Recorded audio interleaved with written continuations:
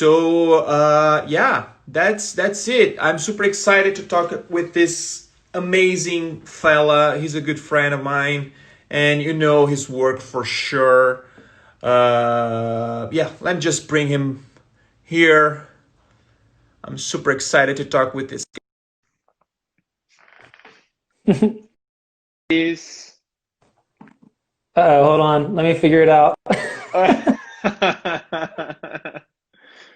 it's the other camera. There Yeah, we go. there you go, man. Do I have to put a landscape or a portrait? No, yeah, portrait. That's it. Let's go. Yeah, that's perfect, man. How are you? I'm good, and you? I'm good. Can you hear me okay? Perfect. Loud and I clear. I Can you feel hear like me? an old man trying to use this new technology. I think I've watched it like a thousand of tutorials, like just to know how to do like the live streams on Instagram. Yeah. I'm super old. Like, I have no idea. This is my first attempt, so I made a lot of mistakes in the first screenings. I'm still probably gonna do some shit stuff here, but that's okay. The idea is to have fun, right? Yeah, well, have you noticed that with apps nowadays, they're making them so simplified and hopefully intuitive that it's actually harder to customize them or use them sometimes? Because like we come from the era where if you go to the settings, there's like hundreds of options and it's really complicated. Whereas Yeah. now everything has three buttons or like one button. And it's like, but wait, like where are all the settings at? I need to be able to adjust things. We're expecting to be challenged, not things easy right there in front of us, like, Yeah. man, come on, dude. Joe, thank you so much for making the time, man. And it's nice not only to make this live streaming with you, but it's really nice to catch up with you, man, because it's been a long time. Yeah, it's been too long. Obviously we worked together for a bit back in Yeah. 2015, and then the internet stuff before then. But yeah, I think last time we really caught up was 2018 or so, around like when Holdframe was like first getting going and stuff like that. Yeah. First, I gotta show you something. Let Okay. me show you something. Do you recognize this bad boy here? She still lives. Yeah. I For came those of you here. watching, Yeah. that Cintiq display made it all the way from New York to LA. I bought it from somebody secondhand in New York, and then Ariel bought it from me. So Yeah. it's been around. It's still working, and it's here, man. I cannot I have a new one, but I for some reason I cannot get rid of that because it has like some sort of a personal connection now with that. I made like great projects in that Cintiq, like Scenes was one of these, the project. So I have this personal thing. So hopefully I'm gonna pass through for my son, and yeah, it's gonna be fun to see he play around with that. But man, but it's What yeah. what I was gonna say is what's really funny is I actually missed that aspect ratio because since it wasn't 16 by 9, it was more 4 by 3 or a square. When you would full screen your composition panel or your viewport, it would give you like the perfect amount of space at the top or bottom for your timeline. I So in a agree. weird, yeah, unintuitive way, it actually has on I totally 16 by agree. 9 projects. So I I'm a totally bit, I agree, missed that one. man. And how have you been, man? Everything good on your side? Yeah. I mean, it's all things considered. I think everyone starts this answer with that. Like all things considered, things are going like as well as they Yeah. can be. Obviously, like the biggest challenge is having little ones during this time. My Yeah. daughter was going to be starting kindergarten this year, and my son is in preschool as well. So that's like probably the hardest thing to kind of witness and see is them not having their little social kind of communities and their little outlets that they had outside of the home. Yeah. That's been really tough. But I mean, like on a personal level, I'm working again and kind of dusting the keyboard and Wacom pen off and kind of back in the hot seat in that regard. So if it weren't for the kids stuff, honestly, it would be kind of things would be going quite smoothly with everything that's going on right now. How about That's cool, yourself? man. Yeah, hanging there.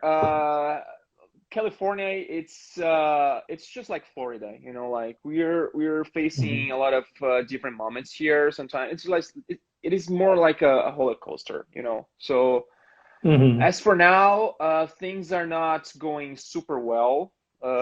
So people are still wearing masks and no Yeah, restaurants, no nothing, you know, like social yeah. distance, of course, all the way. But we moved, we left the big city, like from of LA, and we came from the countryside. So we're in between San Diego and Los Angeles. Here things are, Oh, nice. yeah, things here are more safe in a way, you know. I think it's Hmm. because there's a bunch of old people here, so Yeah. not a lot of kids. Sorry, Are you there? I was I don't just know whose side that was on. I'm here. No, no, no. I was just turning off my Wi-Fi. Sometimes my Wi-Fi gets cranky, Yeah. but there you go. Yeah, no, I get it. And yeah, Florida is, I think I think Florida, California, and Texas are kind of like the epicenters right now, or I know Yeah. it's changing every day. That's hard for like, I don't know how long it's been now, but like, yeah, just being home and just kind of doing like what you said, Hmm. if one of us do go out wearing masks. I have Yeah. you can't really see it, but there's a treadmill right here. Uh, So I'm doing most of my running on a treadmill now, which uh, kind of is positive, given that it's like insanely hot every day. it is. But I know. I know. And you were living in Florida now, and you lived in New York for a very long time. Then you moved to LA to work for Buck, mhm. and then you went a little bit for New York, right? Well, no, Before, so it's kind of a long meandering path. So my wife and I are both from Florida, yeah. and we went from Florida to Chicago, where I went to school and I started working, and then from Chicago to New York City, Hmm. and then from New York City to LA. And then that's obviously where you and I kind of got to work together. Yeah. And we're there for a bit. And then the opportunity to teach, whoops, No. I'm here still. Um, the opportunity to teach kind of presented itself, and that brought us back to Florida. We weren't really expecting to come back here. It was we were kind of tentatively planning to go back to New York City, but then our daughter was born, and the hours with teaching are really great. So it was just something that seemed like a good fit, and something that was something we should try out. That's cool, man. That's cool. And you've been like a badass animator, uh, art director, creative director, director of animation, and now you're like handling all this business side. You're like a businessman with the whole frame kind of thing. I think You, maybe a very terrible businessman. no, but I know a lot of work that you put into that, man, and that platform came out like it's a great source not only for inspiration but for knowledge. You know, it's Mhm. I you know myself I got like a bunch of projects just to study how those guys did that shit. You know, this is so cool. How what is the idea behind of that Mhm. particular project?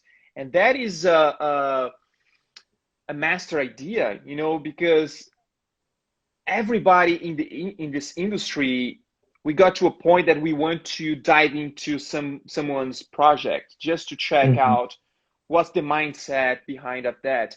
How this idea came up to you, man? How did you come up with that? Well, I think part of it was kind of like positioning and just like kind of where I was at the time, and it just seemed plausible. It didn't seem too far fetched, just because from having worked and lived in all of these different kind of communities and markets, just having made friends with like yourself and many other people, it seemed like first, like if I had this idea, it would be possible if I just kind of reached out to my immediate network of friends and just kind of pitched this kind of silly idea.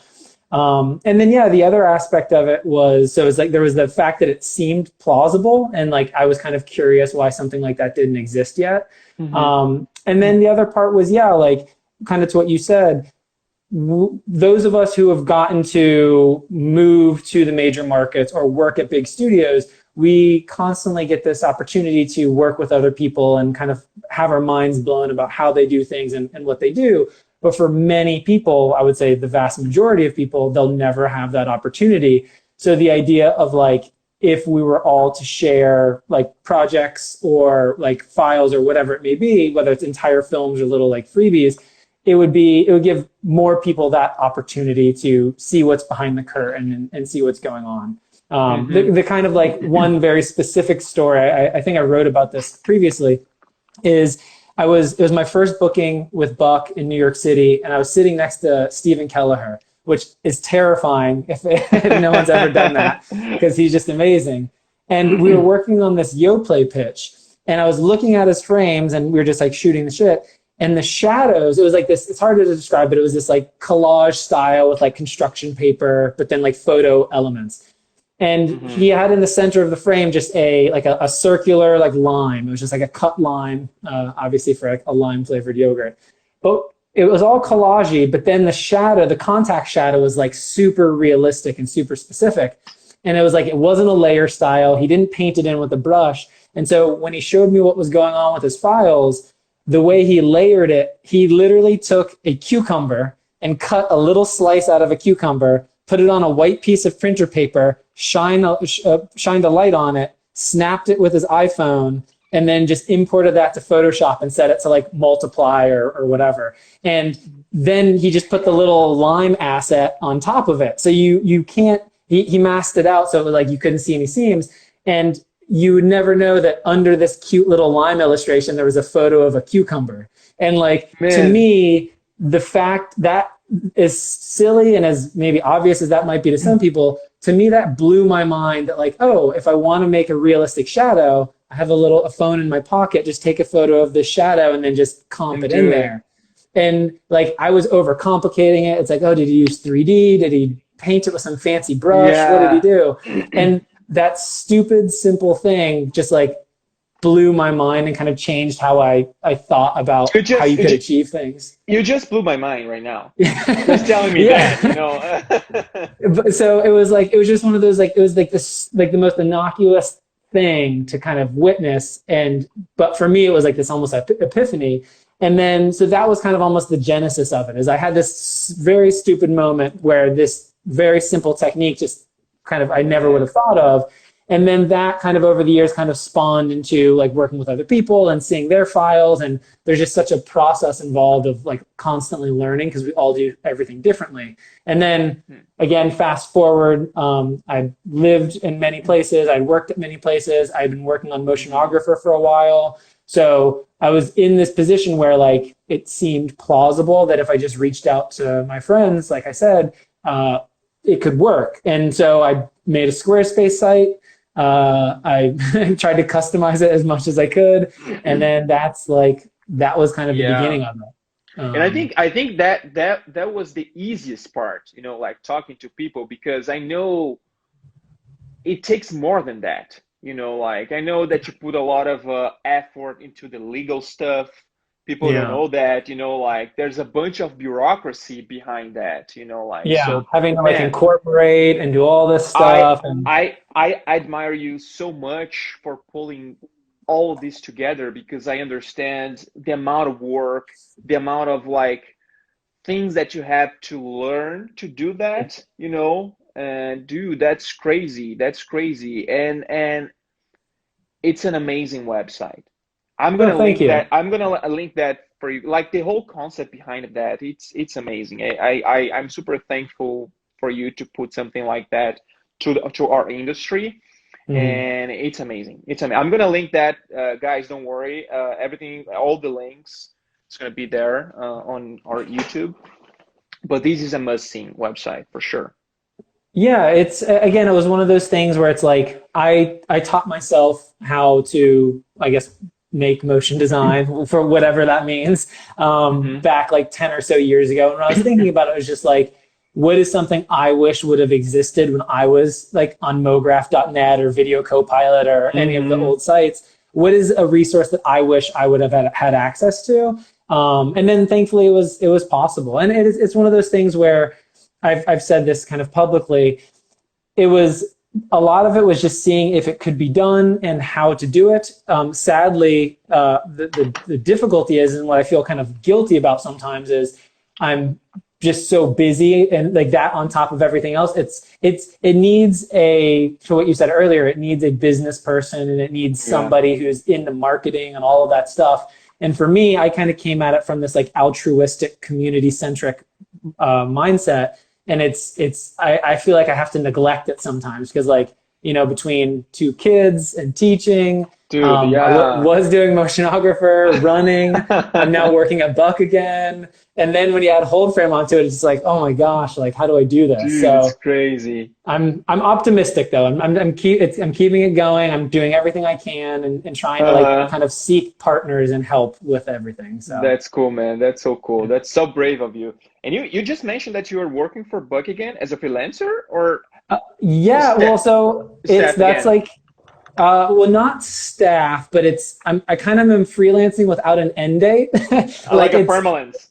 yeah, so it's I guess one of the silver linings of the pandemic was Hmm. when I kind of been kicking around the idea, like after I switched gears to teaching, gosh, like 4 years ago, there's a lot of like insecurities that come with that. Like I spent 10 years focusing on one thing and then I quit doing all of that, or I stepped Hmm. down from all of that. And so when I was teaching, like there's always this kind of incessant kind of thought in the back of my mind that like I want to get back into it. I want to be part of this community again, or doing these like working again, like in production. And I kind of always wanted to work with Buck or continue working with Buck, but Hmm. being remote and being in Florida, it seemed like that wouldn't be possible. So when the pandemic happened and all of the work shifted from being on site to remote, it was just this really coincidental or fortunate time where I was able to just to reach out to Orion and just pretty much say, "Hey, can I come back?" And Uh-huh. so I've been back for I guess the past 3 months now. That's cool. So I've just been seeding jobs and doing all of that, but from Florida. So it's like if there is a silver lining to the pandemic and everything that's going on, it's that even just 6 months ago, that option didn't exist. Like I had to move across the country for my last Buck job, and now, or moved across the country multiple times for job opportunities. But Hmm. now I'm able to do the work that I want to be doing from home Very cool. with Buck for cool projects. And like my kids are like right there. They're probably going to barge in at any moment. That's cool. So it's like it makes the long hours and things like that more tenable because it's a new option that again wasn't available to me or I guess many other people before all this. Yeah, yeah. It's if something positive we can take out of these Yeah. crazy times, I think it's that people learn that it's okay to have people working remotely, you know. Yeah. It's not gonna hurt you, you know. I think it's just a matter of like being organized and keep the people you trust close, and Yeah. it's doable. It's totally doable. Yeah, And and I think for people like you and I who have produced, directed, yeah. animated, designed things all on our own, I think at least I don't want to be presumptuous, but I was able to like pipe back into the workflow and production pretty easily because I was already doing that for a while Hmm. and there was history there. Like I'd already directed work with Buck previously and done stuff, so it was like there was a history. And in addition to that, I've already been doing remote work for quite a while now anyway. So it Hmm. thankfully it worked out. It's been great. It's trying at times when both kids are just bouncing off the walls and I'm like on a Yeah. client call, but we're making do. Yeah, yeah, man. I think that's the new normal, you know, like having kids in the Yeah, background, dogs all around. So, man, it's okay. Our industry will yeah. understand that. And Let's hope. we've worked together at Buck. I Yes. remember like when you left Buck, I was already planning to leave Hmm. because I was talking to Josh yesterday, you know, I was Josh Hmm. Hart. I kind of missed the reason that I left Buck is because I was missing to do weird stuff. Hmm. And we got to a point at during that time at Buck that we were doing like a lot of not explainer videos, but we were dealing with like with emojis and projects that it's super technical, but there's not a Yeah. lot of creativity involved. And that was the main reason that I left, that I decided to leave Buck. What was the turning point for you when you decide, okay, I'm here working at like the most known motion graphic studios in the world with these amazing people, but I need to pursue different paths. What was the moment that you realized that you need to do something else? Yeah, well, it's funny because like obviously I'm back doing that now. Yeah. So, um, well, I think I It think just for me it was so I think it's important to know is I wouldn't have left had it not been for the opportunity that had presented itself. Like sure. if I hadn't had a daughter, Yeah. and if teaching hadn't opened up, probably the only change I would have made was to have gone back to New York City and to Mm-hmm. just work there, just because I prefer New York to Mm-hmm. LA. And so, but for me, like I think it's just like it's all about context because for me, like I had, took me about 10 years to get to that position where I was with Buck. Everything was going great. Ryan was extremely generous with me and the projects and the trust that he gave me. So Mm-hmm. I was perfectly content with that stuff. But then on the other side, so like that's like the selfish pursuits or like my like creative like passions and stuff like that. But then on the other side, there was this growing demand where, I had a daughter. She was like one, like she hadn't even been one yet. And there's all the trying kind of ups and downs of that first year of having a first child. And I wasn't seeing her as much as I wanted to. Mm-hmm. And also LA wasn't the best fit, and we were kind of having like regrets about like missing the city. And then like very very unexpectedly, this position to teach kind of fell into my lap. For some more backstory, it's not only a position to teach, but it's also in my hometown where like my mom and my dad still live, and everybody else. Mm-hmm. So it was this really coincidental kind of unexpected moment where I loved the work that I was doing, but on the family or like responsibility side of the spectrum, I was kind of torn. And then this position opened up that I could go and teach. And, I only have class for like 18 hours a week. So it's like going from 50 to 60 hours a week to Yeah. 18 hours a week. Being back home, being able to spend more time with my daughter. Uh-huh. It was just one of those things where if it was like a Venn diagram, all of these other things were converging, and that's what kind of fueled the decision. And so like that was really the biggest thing. And Mm-hmm. this one of the things that I think is very difficult about this industry is there's like phases to it, and when you're in your 20s or like starting out or college, it's like nothing but fun and crazy and Mm-hmm. awesome. But then as you start to have a family and as you start to kind of think about what the next step is, we all kind Yeah. of, I don't want to say we all like plateau really early on, but like for like, because that's a very privileged kind of thing to be in. But like you get to a point where there isn't really a next step, or there really isn't a next thing to transcend into or do other than like personal work and kind of more artistic endeavors. And Mm-hmm. so I think there's just all of the struggles of that, having children, all of Yeah. those things. It's kind of just a confluence of all of those influences. And then, yeah, just it worked out. And, it is also worth noting that no situation is perfect. Like I really like teaching, but then at the same time, I obviously missed production and doing this enough that now I'm back kind of over the summer and like juggling both. So Uh-huh. it's a constant like moving target. Totally. No, I totally agree with you, man. Yeah, I think people, because I get this question a lot, like, why did you leave Buck? Are you crazy? Like, it's like Buck. It's by far. I always say that. It's like it's been like my thing to say that. But Buck They're the by, best. I'm yeah, super biased because I'm working there right now. They're the yeah, best. yeah. No, but they are. Like, it's by far the best studio that I ever worked. It's the place that I got Yeah. to learn from the best. Like it's inspiration, like 24/7 there, you know, like it's Yeah. amazing, and amazing people too, like Yeah. great people to be around with.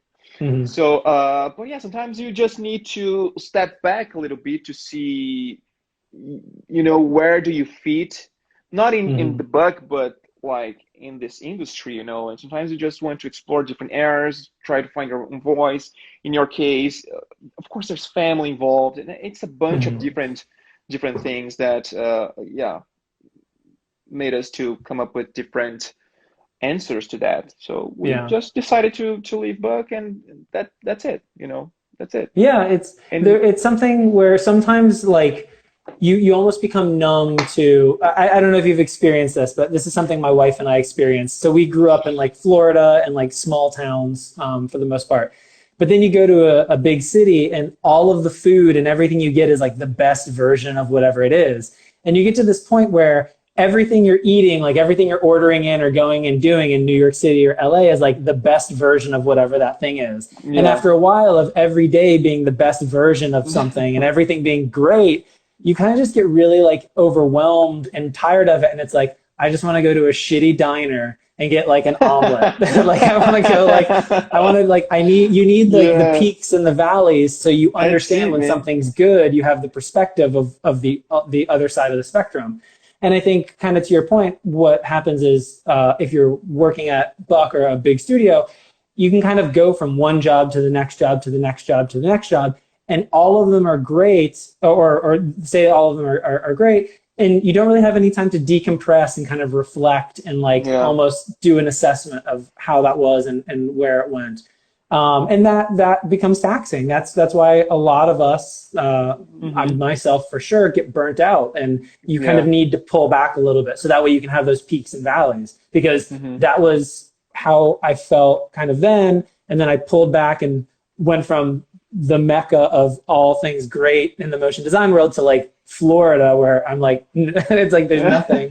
And then now it's like I'm kind of easing back into it. So that perspective I think is healthy. Man, of course, that's it, man. And I wanna get back to your work. You know, I told you that like a million times. I'm a big fan of your work. I think the things that you do is super clever. There's a level of simplicity in there, but in the same way, it's too complex. You know, it's a really nice contrast. And this last piece you just put out like I think it was a month ago for, or a little bit of more than that, for Yeah, the New Yorker stuff. The New Yorker stuff. Dude, that's crazy, man. It's so cool to see your stuff out there again. You know, like I noticed that I was missing seeing your stuff when I saw your stuff. You know, like I saw that thing and I said, man, like Joe is being Joe again. It's so nice to see that thing. Can you tell us a little bit about that particular project and how you did all by yourself? Yeah. Like tell It, us a little bit about yeah. it. So, Yeah, well, man. so first, definitely, like, thank you. That means Yeah. a lot. It's funny. It had been 4 years since I had released something, so like that. Probably many of the people or whoever is watching this are like, wait, who is this person? Because like I'm on a track record of releasing something every 4 years, I guess now. Yeah, so it was pretty much it was the best job I'd ever gotten and gotten to work on. So it was a series of films for the New Yorker. It ended up being three almost 3 minute long films, Hmm. and it was done over like a 15 week time period. So it was Hmm. definitely very very fast, and the budgets were 15, good. sorry, it was 15 weeks for three Yeah, films? yeah, Wow. 3 films, so 5 weeks each, pretty much for each Okay. 3 minute film. Okay. Roughly, I think one of them is like on the lower end of 2 minutes, but so it was. It kind of just like fell into my lap. At the time, I don't even think my website was like public. I think I didn't have a website up at the time.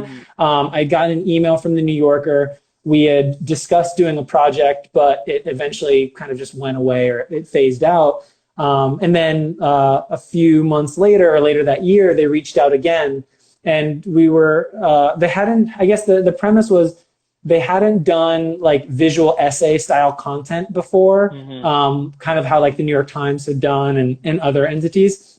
So they wanted to kind of test the waters with doing like animated visual essay content. So we originally were just doing a single film. It was the Leonard Cohen film. So that was the first one that we were going to do. We went into production. It went really, really smoothly. Everything was great. And then when it finished, it, I guess, resonated really well with the New Yorker. And they're like, oh, we want 2 more of these. And so obviously me being an idiot, I said yes to doing all 3 of them. And so that original like 5-week production kind of ballooned out and became a 15-week production. But no, it sounds silly because at the time I was saying this when asked, I kind of viewed that as like one of the last projects I was going to do. And I don't mean that in like an absolute or a hyperbolic sense, but within that style and within that kind of range, that was kind of like it was kind of the perfect project for me. Like the budgets were reasonably high, not high enough so that I could like hire on freelancers, but much better than what you'd expect. So the budgets were good. The stories were good, based on amazing people. Yes. The platform, it's the fucking New Yorker. So like millions upon millions of people are going to see it. And they gave me full creative control over the film. So it was one of those things where, like it was every year, like out of all the good projects I've done, none of them have kind of checked all of those boxes in the same way. And like I've been doing a lot of visual essay work or that's like most of the work I'd done.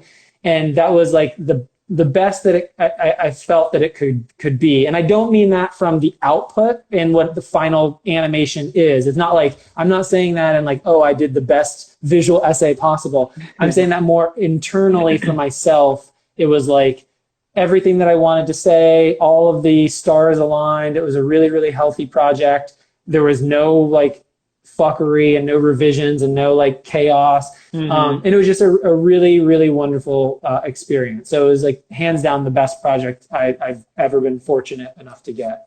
And that reflects on screen, man, for sure. You know, like I think was the way that you animate things there. You know, I watched this presentation.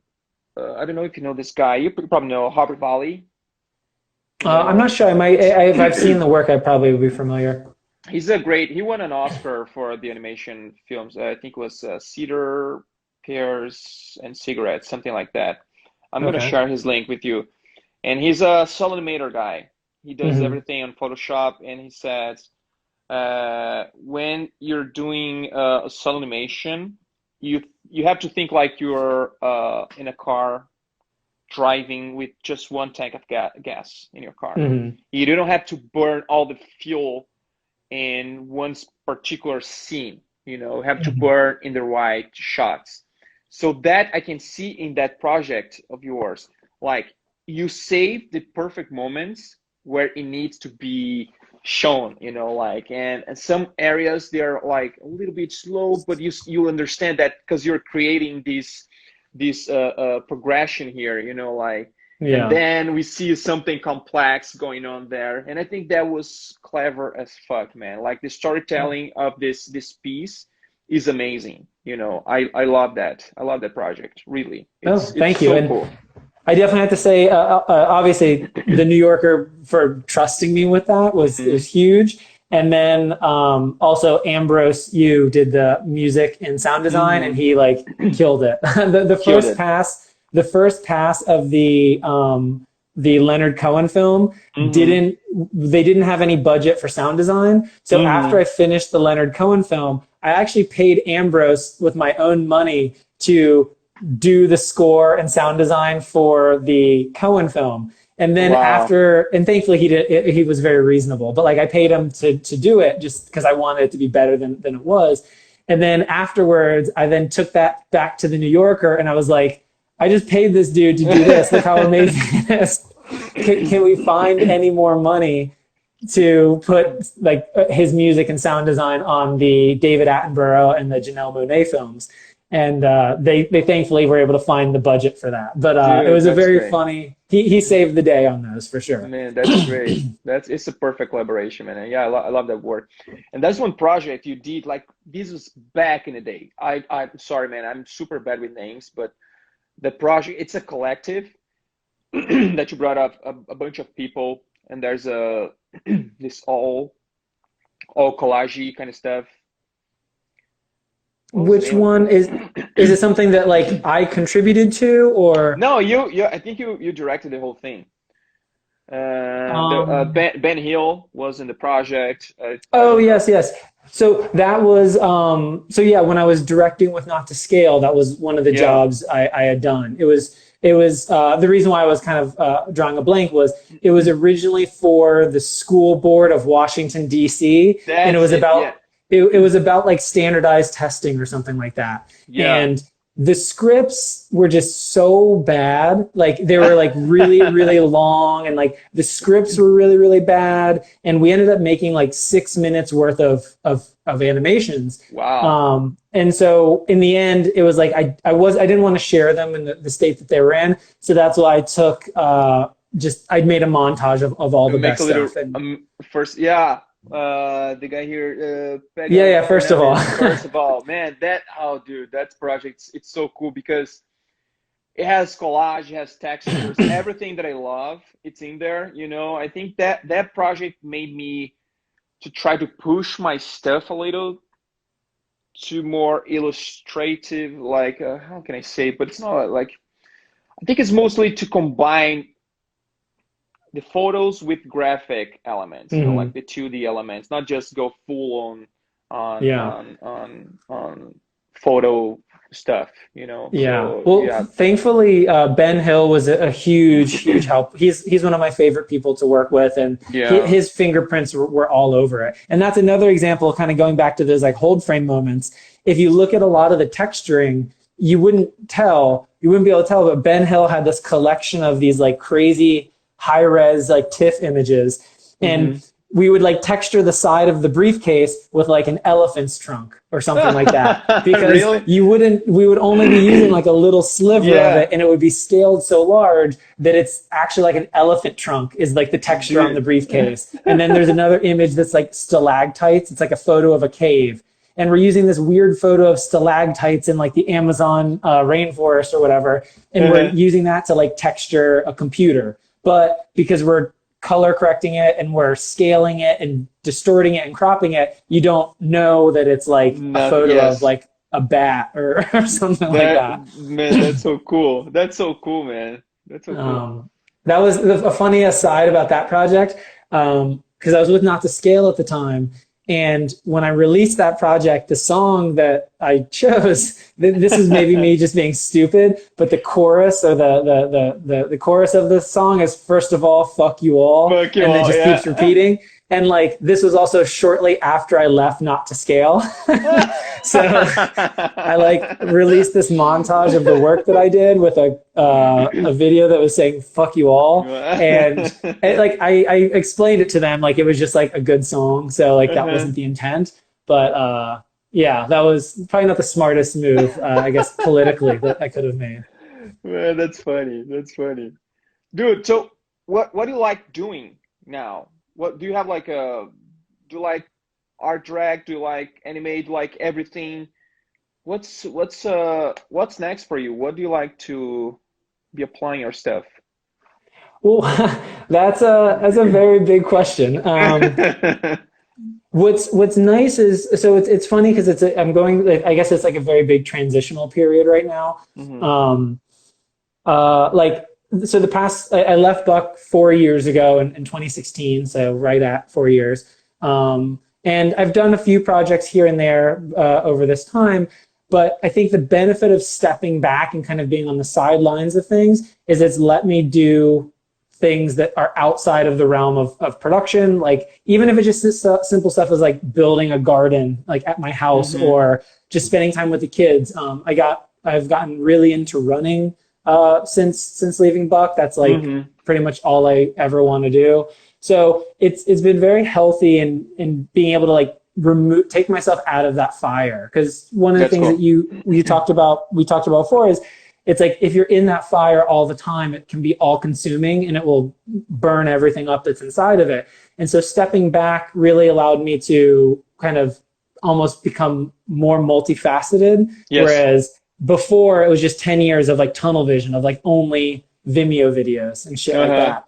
And then Uh-huh. now since leaving, I was able to go on and like do a lot of work with motionographer. When Justin stepped down, I was pretty much running all the entire like content of the site, launching Holdframe like we talked Yeah. about, and then also getting really into running and doing that kind of thing. So it's one of those things where a lot of my interests have kind of been aligning outside of like sitting at the computer or making animations. Mm-hmm. Obviously, the New Yorker work was really recent, so I'm still doing it, and I'm working currently with Buck right now. But I think more of a creative pursuit that I've been doing recently is like thinking about like I guess like community-based projects and things kind of like Holdframe or Motionographer was. That's cool. I'm kind of realizing there's a lot of value and merit in those types of projects, not just in like getting a Vimeo staff pick or Sure, sure, whatever it yeah. is that like Of we all course. want. There's different kind of facets of success. Of course. I agree with you 100%. And obviously you're not teaching at the moment because of this pandemic thing.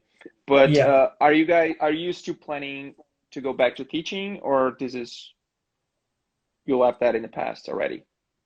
That's another big question. So yes, teaching is on the docket. So going into the fall, I am an idiot, and I am currently going to try to do all of it. And it's a really bad idea, but I do still love teaching. I like the aspect of like trying to like help people that are figuring this stuff out find their Hmm. way and that aspect of it.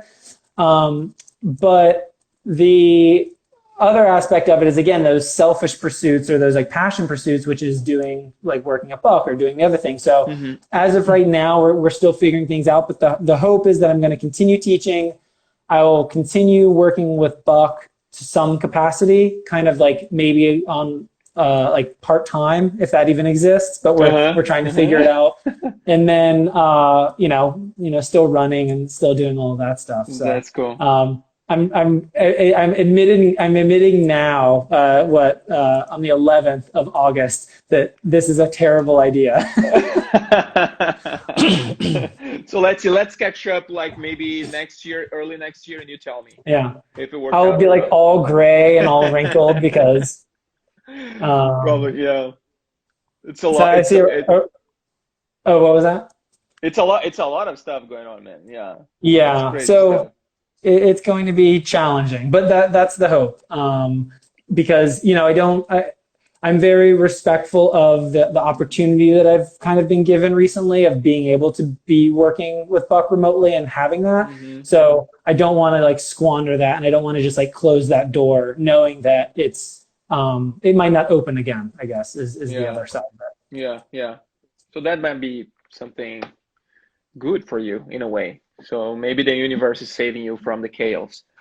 I don't Yeah. Well, it's funny. know. Again, this is all like super new, but one of the things that, like an internal conversation we've been having is there a world in which the limited availability I have from teaching can be a positive? So instead of Hmm. just making explainer videos and stuff like that, I'm able to work on like internal initiatives or community centric stuff or things like That's that. cool. So there's a lot of stuff up in the air. I think I'm actually supposed to be having a conversation with Orion and Ryan later this week about it. That's Um, cool, man. yeah, I but have here on the chat a bunch of people sending love to you, like I see some of our they old friends from LA. see, Hello, yeah, Raphael and yeah, Esteban and Simon. yeah, all these great people and very talented people. I have some questions for you here. Sure. So let's get one if this is part of our conversation. Let's take a break out of the animation world, and let's go with Steve. Steve Savali, like the guy likes to work out and he wants to know. I'm sure I should ask animation director questions, but how did you cut so much time off of your racing pace in such a short time? Uh, well, I told my wife I'm going to try really hard not to just talk about running the whole time. If I have any students in here right now, they're probably rolling their eyes because I just talk about running too much. So I'm going to try. Uh, I guess to answer Steve's question, I'm one of those people that are of the mindset if anything is worth doing, it's worth overdoing. And with running, I guess I just first of all, Rasmus Bach is a good friend and he's extremely fast. So he's the person who got me into running is like lightning fast. So my comparison or the person I'm talking to about this all the time is like raising the bar very quickly.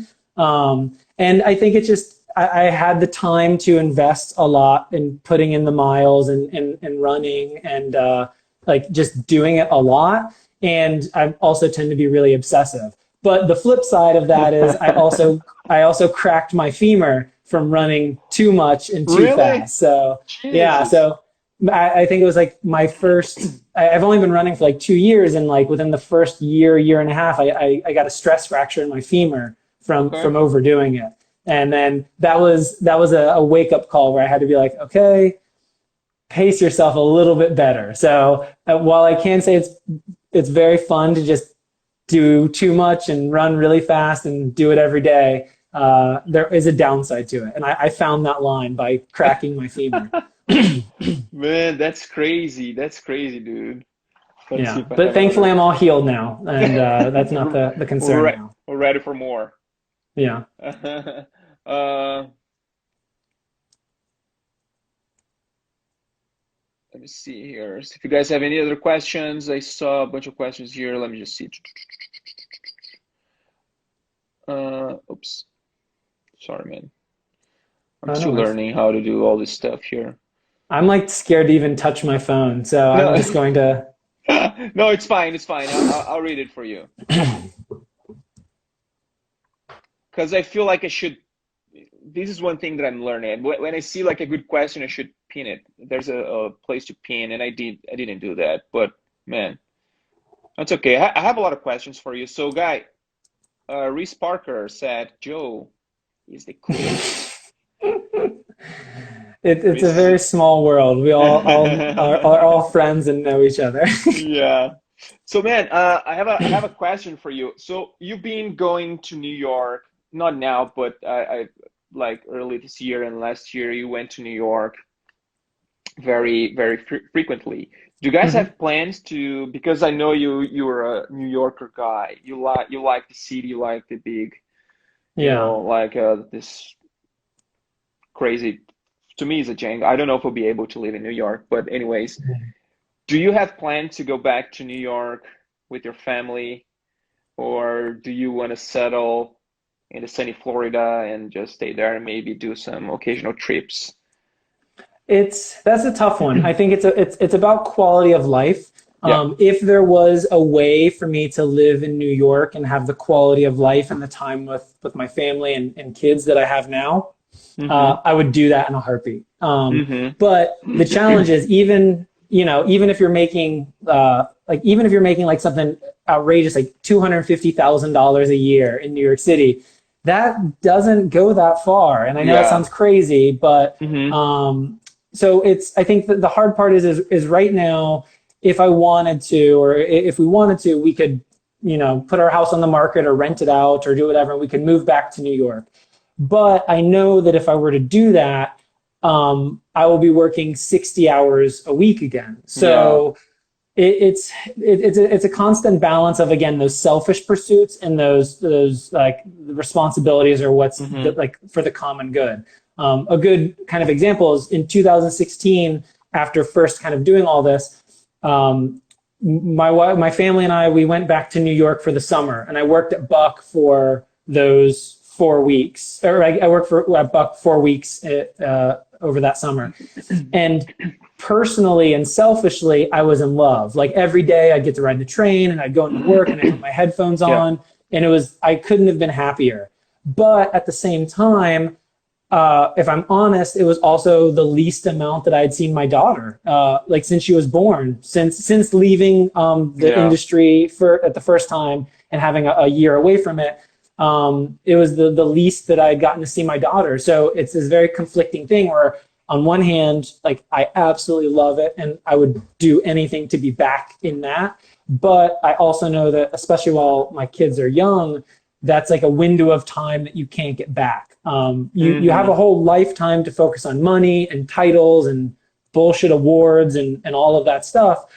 But the thing that you don't have a whole lifetime to focus on is like the time with your kids when they're young. That's a window of time that you have like 10 years. Yeah. And once that 10 years is gone, it's gone. it's gone forever. So it's a hard one. My wife and I talk about it all the time. Florida is a very red state, and during these times in this political climate, that's difficult to be here. We talk about going back probably at least once a week, but we always come back to the fact that if we were to go back, I would be out of the house 10 hours a day, every day. And I don't know if that's something, that price is a bit too high to pay. At least for now, while the kids are young. Yeah. And, so I'm trying to balance that. But again, as you can see, here I am working again from home, and it's like it's very conflicting. But you're from home, you know, like you get to have lunch with your kids, like all day. Every time that you take a break, you can see your kids. Yeah. That's why I love to work from home so much, you know, because I get to be with my kids. It's amazing, you know, like I'm with them all the time, and it's great. It's great. I wouldn't change this for anything in the world, for sure. Yeah. And that's, as you said, it goes hard. It goes super fast. It goes super fast. Yeah. And it's funny, and kind of the opposite end of the spectrum. Orion, for I guess everyone knows, but anyone here that doesn't, he's the partner in ECD or owner of Buck in New York. When I was back, he and I got coffee, and I was kind of explaining my position and like where things were at and how I was struggling with this. And on the other end of the spectrum, you don't want to kind of lose all of your personal kind of pursuits and what makes you happy and what you identify with during this time, because when your kids do leave the nest, then you're going to be left with like nothing. So it's like there's two extremes, you know, like you don't want to be out of the house working all of the time and miss out on these moments, but then at the same time you don't want to squander or isolate yourself too much. And then when your kids become 10 or middle schoolers and they have their own friends and they hate you, yeah, no, whatever it is, of course, then you're left like alone, or I mean, obviously, like then you're left kind of with nothing. So it's like this balancing act of like those two worlds, and that's a hard one. So for those of you who don't have kids who are watching this, I apologize for the rambling about running and having kids and femur fracture as well. Yeah. Dude, it was a blast. Thank you so much, man, for making the time, because I know you're super busy with like work, kids, and you just put like this time aside for us. I really appreciate that, man. Thank you so much. It's always great to talking to you, and it's good to know that you guys are great, that the family's great. And man, it's good to see you again. For sure. Yeah, of course. We need to, I guess, do this more often, maybe just not live and I guess televised. That'll be amazing. That'll be amazing. Joe, thank you so much. Thank you all for joining the show. And yeah, I think that was super fun. Yes, thank you for having me. And hello to everyone who may have been in the chat. Yeah, amazing, man. Thank you. Take care, and hugs to you and family. Yes, of course. Take care, guys. See you. Bye-bye.